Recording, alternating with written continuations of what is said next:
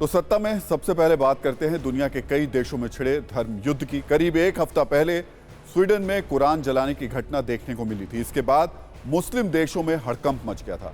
पाकिस्तान, तुर्की, Kuwait, Saudi अरब समेत कई मुल्कों ने कुरान जलाए जाने की घटना की न सिर्फ निंदा की बल्कि इसे शर्मनाक भी बताया था। इसके बावजूद विरोध की आग और भी धधक रही है और इस आग में शहर शहर कुरान की प्रतियां जल रही हैं। डेनमार्क में मस्जिद के पास कुरान की प्रतियां जलाई गई। डेनमार्क की राजधानी कोपेनहेगन में मस्जिद के पास कुरान की प्रतियां जलाने का मामला सामने आया। तुर्की दूतावास के बाहर कुरान की प्रति जलाने का मामला सामने आया। जुम्मे के दिन शुक्रवार को कुरान की प्रतियां जलाई गई। दक्षिणपंथी नेता रास्मुस पालुदान पर कुरान जलाने के आरोप हैं। 21 जनवरी को स्वीडन में पवित्र पुस्तक की प्रतियां जलाई गई थी। दरअसल रास्मुस पालुदान दक्षिणपंथी नेता हैं। इनके पास स्वीडन और डेनमार्क दोनों देशों की ही नागरिकता है, इसलिए दोनों देशों में इनका जान। ये सिर्फ 1 एकड़ जमीन पर कृषि करके हर महीने 1 लाख तक कमाते हैं। इनसे सीखना है तो फ्रीडम ऐप को अभी डाउनलोड कीजिए। आसान है, विरोध करना भी आसान है। पहले स्वीडन में कुरान जलाई गई, उसके बाद डेनमार्क में विरोध जताया गया। हालांकि पवित्र धार्मिक ग्रंथ कुरान के जलाए जाने के विरोध में भी जबरदस्त प्रदर्शन हो रहा है। तुर्की में स्वीडन एजेंसी के बाहर बड़ी संख्या में लोगों ने प्रदर्शन किया। आरोपी रास्मुस पालुदान की तस्वीरों को आग लगाई गई, उसके खिलाफ नारेबाजी की गई। कुरान के अपमान के विरोध में स्वीडन के झंडे को जलाया गया।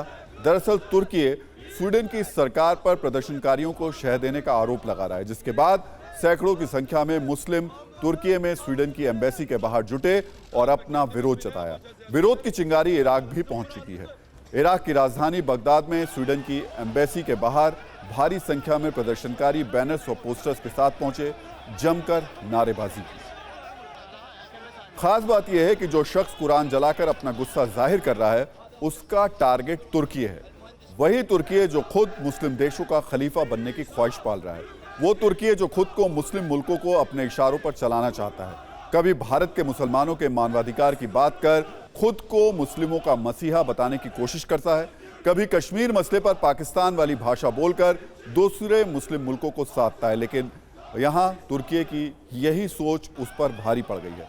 नौबत कुरान जलाने की घटना से लेकर कई मुस्लिम मुल्कों में हिंसक विरोध प्रदर्शन तक की आ चुकी है।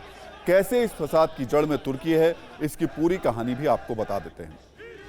दरअसल स्वीडन और फिनलैंड नेटो में शामिल होना चाहते हैं। नेटो में किसी के शामिल होने के लिए इसके लिए सभी सदस्यों का सहमत होना जरूरी है। तुर्की नेटो में स्वीडन और फिनलैंड की एंट्री का विरोध कर रहा है।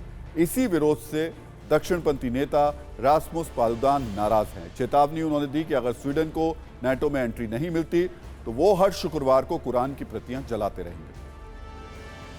विरोध की आग स्वीडन से उठी थी और आज डेनमार्क तक पहुंच चुकी है, लेकिन इसकी आंच में दुनिया के बड़े बड़े मुस्लिम मुल्क हैं जो इस पर प्रतिक्रिया दे रहे हैं। आपको बताते हैं कि धार्मिक ग्रंथ कुरान वाले विरोध का दायरा कहां कहां तक पहुंच चुका है। आपको बताएंगे कि किस देश ने क्या क्या कहा, लेकिन पहले ग्लोबल आग की पहुंच को दूरियों से समझिए। स्वीडन से पाकिस्तान की दूरी 4,969 किलोमीटर है। स्वीडन से तुर्की की दूरी 4,110 किलोमीटर है। कुवैत की दूरी 6,209 किलोमीटर है। स्वीडन से सऊदी अरब की दूरी 6,432 किलोमीटर है और संयुक्त अरब अमीरात यानी यूएई की दूरी 7,271 किलोमीटर है। स्वीडन से कतर की दूरी 7,083 किलोमीटर है और ईरान की दूरी 5,146 किलोमीटर है। सोचिए, स्वीडन से शुरू हुई यह आग कहां कहां तक पहुंच चुकी है। ये सिर्फ 1 एकड़ जमीन पर कृषि करके हर महीने 1 लाख तक कमाते हैं। इनसे सीखना है तो फ्रीडम ऐप को अभी डाउनलोड कीजिए।